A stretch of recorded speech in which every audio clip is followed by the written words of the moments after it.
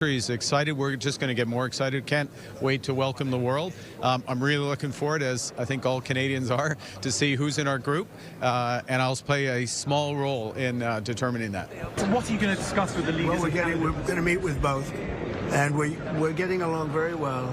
We're getting along very well. I don't know. I think we have a meeting set up for sometime after the event. We'll discuss trade. Yeah, we'll discuss trade. U.S. President Donald Trump raising expectations there ahead of the FIFA World Cup draw. And then, of course, you saw Prime Minister Mark Carney, who really sort of downplayed any possibility of the meeting. We heard that from their delegation as well, saying, going into this anyways, that trade would not be discussed between the leaders. Of course, we know that there was a 45-minute trilateral meeting between the leaders of Canada, Mexico, and the United States. It comes just days after Trump had threatened to let CUSMA expire. And it was also in a week where the impacts of tariffs were felt pretty hard here in Canada, with job losses at Ontario's Algoma Steel and BC's Crofton Mill.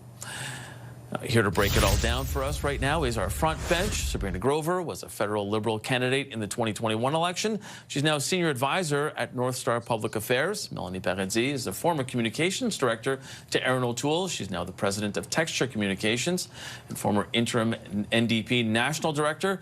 Carl Belanger is here. He's now the president of Traction Strategies. And we also have CTV national correspondent Rachel Aiello. Welcome to Friday, everyone. Thanks for being here. Sabrina, we understand that the meeting was 45 minutes long. No staff in the room, just the three leaders. That alone is significant, isn't it?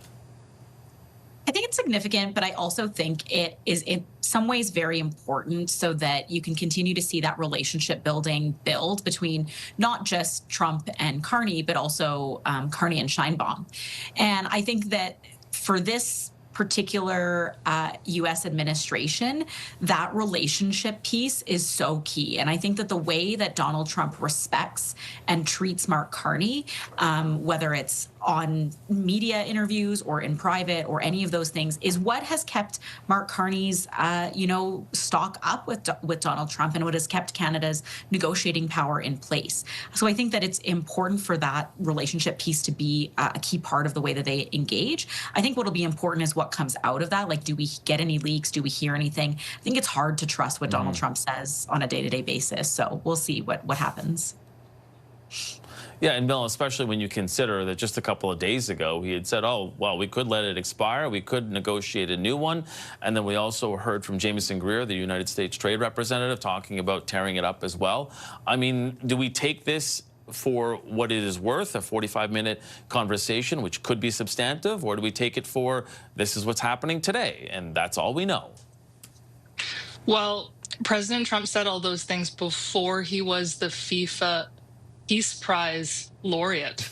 And now perhaps he's approaching these negotiations with a different tone. The inaugural Peace Prize laureate, no less. There was a medal, too. There was a medal, everybody. And then they let him deliver a speech. It was a whole thing. But you know what? It does strangely seem to have softened him up a bit today. And you know what? We'll take it. We need that kind of win as a country. Look, I think that there are a couple things that are coming up this month that might help align Canada better with the United States, and one of them is the release of the defense industrialization strategy that was supposed to be released before Christmas, so hopefully we'll see that soon. And I think that there might be alignment there with some of the Americans' goals around Arctic sovereignty, the Golden Dome that President Trump talks about, and perhaps that might have been something that Prime Minister Carney could have spoken to him about to try to, again, soften up the tone going into these really critical negotiations. Yeah, and Carl, I don't know if there was a goal scored at all, but if there was, maybe that presentation of the Peace Prize, that maybe gets an assist to FIFA's president there. For sure, but it's a model now for Canada. Maybe Mark Carney could bring a gold medal as Canada's best friend to Donald next time to soften him up further. Listen, I mean, the biggest win Canada got today, frankly, is ending up against Qatar in that group. We're going to win against them. We can probably draw against Switzerland, and who knows what's going to happen. Hopefully, Italy makes it through that playoff because we can beat them too. That's the biggest win. The rest, the Italian-Canadian community look, we will hand out his email address at the end of this. As Rachel, we're holding Rachel back, Carl. But please continue. Please continue. I mean, frankly, I don't have any hope of anything being solved anytime soon. And frankly, I like the way that the government is holding expectations lower. Because prior to that, they were always raising expectations. We'll get a deal by the G7. We'll get the deal by the end of the summer. Now we're discussing, and it's positive because there was not supposed to be any discussion. So it's a step forward, and politically, it's better than the opposite. Rachel, what do you read from that readout?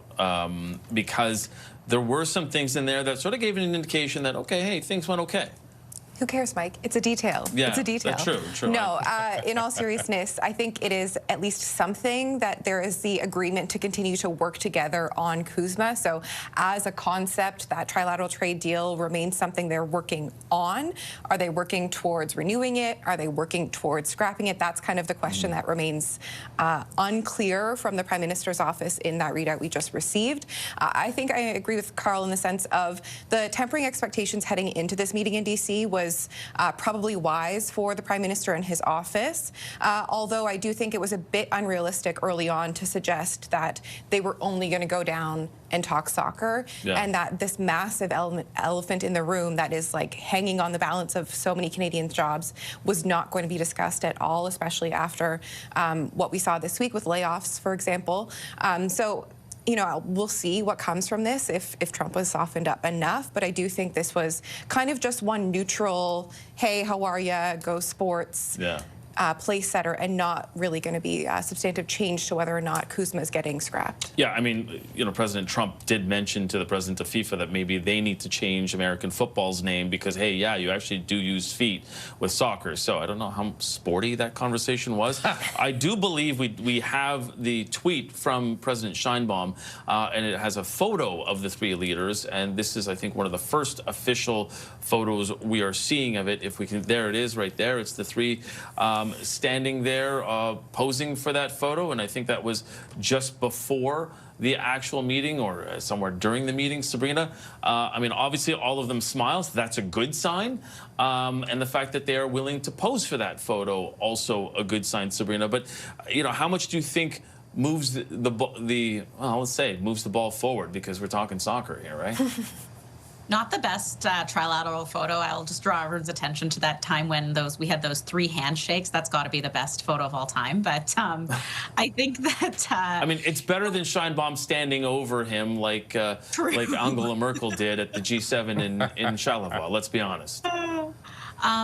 I think that, you know, I think that Donald Trump's position will continue to change over the next several weeks. One is we get closer to the midterms, and two is his own domestic polling changes, right? Like, I think his polling now is somewhere between 35 and 41%, depending on which agency you look at. And that's going to start to affect him, not just politically, but personally. Like, he is deeply personally affected by those things.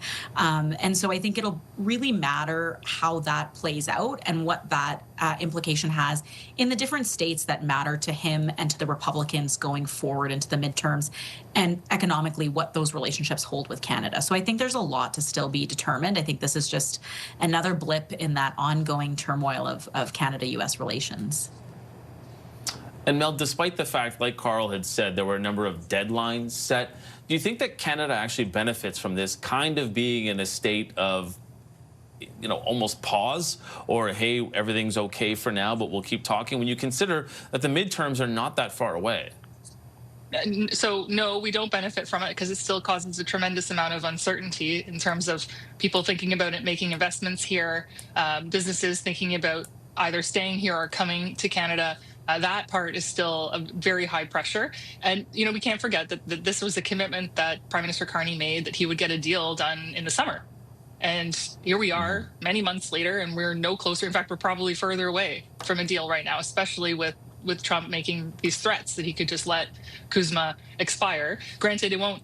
He makes that threat. It won't actually expire for years. Even if he chose to walk away from it, we would just be in this permanent, awful, miserable cycle of continuing to review it every year.